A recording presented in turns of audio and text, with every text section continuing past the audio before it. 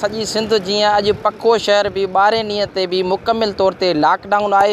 इन हवाले सां असांजो हितां जी इंतज़ामिया मौजूदु आहे SHO उन सां ॻाल्हि ॿोल कंदासीं त हुन कहिड़ा इक़दामात खयां आहिनि। मुकमिल लॉकडाउन आहे, पको शहर भी बंदि आहे। असां हिन वक़्तु बाईपास ते बीठा आहियूं, बाईपास भी बंदि लॻो पियो आहे। मोटरवे आहे, मोटरवे बिल्कुलु तव्हां ॾिसो था ट्रैफिक बंदि आहे ऐं अवाम असां सां कोऑपरेटेड आहे ऐं इंशाअल्लाह ताला जेसि ताईं 14 तारीख़ ताईं इहो ई सिलसिलो ईअं हलंदो रहंदो।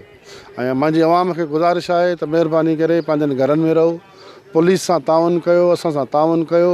हे सभु कुझु जेको आहे तव्हां असां सभिनि जे ॿारनि बच्चनि ऐं घर वारनि लाइ आहे, जीअं हिन जो डिफेंस करे सघूं, हिन बीमारी खे मुक़ाबिलो करे सघूं। ॻोठ त सभु असां तक़रीबन हिन टाइम जेका बंदि कराए छॾिया आहिनि। जेके वॾा वॾा ॻोठ आहिनि, भाई नंढा जेके ॿारड़ी जो आहिनि उन्हनि में खुलियल हूंदा मे बी, पर वॾा ॻोठ जेके आहिनि सभु सील कया आहिनि। बाक़ी जेके मार्क्स जे हवाले सां उहे असांजे SP साहब ॾिनियूं आहिनि हर थाणे खे पंहिंजे पंहिंजे मखसूस जेकी जेतिरी जिन जी कोटा आहे उन हवाले सां मार्क्स वग़ैरह डिस्ट्रीब्यूट थिया आहिनि। असांजे SP साहब ॾिना आहिनि पंहिंजे तरफ़ खां।